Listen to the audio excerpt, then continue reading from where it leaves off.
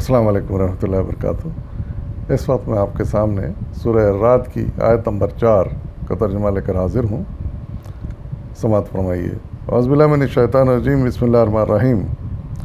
اور دیکھو، زمین میں الگ الگ خطے پائے جاتے ہیں جو ایک دوسرے سے متصل واقع ہیں۔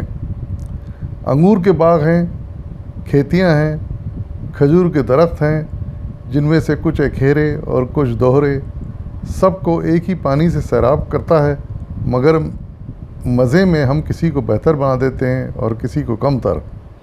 ان سب چیزوں میں بہت سی نشانیاں ہیں ان لوگوں کے لیے جو عقل سے کام لیتے ہیں۔ صدق اللہ العظیم۔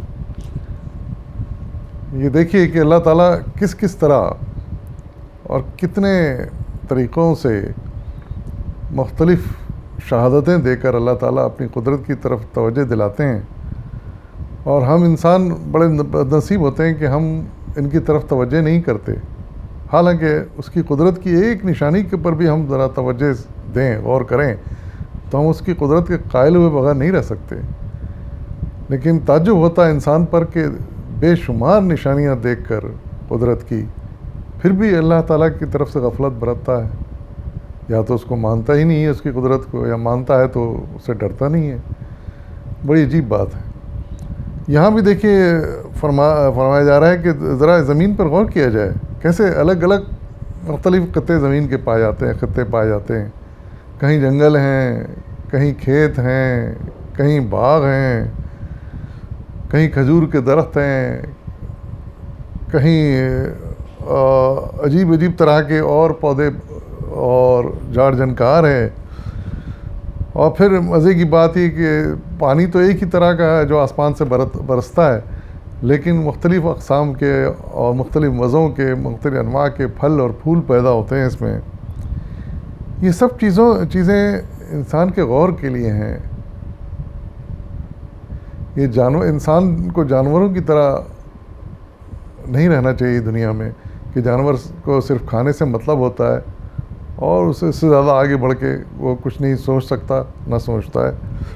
انسان ہے، اللہ تعالیٰ نے اشرف المخلوقات بنایا ہے اور بے حد و حساب عقل عطا فرمائی ہے، جس کی لمٹ اب تک ہم نہیں سمجھ سکے۔ تو یہ صرف اسی لیے عطا فرمائی گئی ہے کہ ہم پہلے تو اللہ کی قدرت کو ان نشانیوں سے سمجھنے کی کوشش کریں، سمجھیں، اس کے قائل ہوں، اس سے خوف کھائیں اور اس سے محبت پیدا کریں۔ اور پھر دوسری بات یہ کہ ہم اپنی دنیا کو بھی اس طریقے سے ہم سنوار سکتے ہیں، ہم اس دنیا کو بھی بہتر بنا سکتے ہیں۔ اور پھر اللہ تعالیٰ کا وعدہ ہے کہ اگر ہم اس کی قدرت کو سمجھ کے اس کے احکامات پر چلیں گے تو اللہ تعالیٰ ہمیں بے حساب نوازے گا، ایسی نعمتوں سے مالا مال کرے گا جو ان نعمتوں سے بڑھ کے کہیں ہوں گی، کہیں زیادہ ہوں گی، اور جن کو ابھی ہماری عقل نہیں سمجھ سکتی۔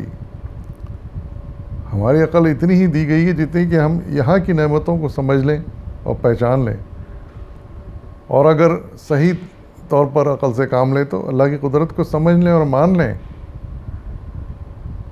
لیکن اس سے کہیں بڑھ کے نعمتیں ہمارے لیے اللہ تعالیٰ نے جنت میں رکھی ہیں، جو اگر ہم سمجھ کر اور سنبھل کر اس دنیا کو گزاریں گے تو ہمارا انتظار کر رہی ہیں، اور جب بھی وہاں پہنچیں گے تو ہمیں ان نعمتوں سے مالا مال کر دیا جائے گا۔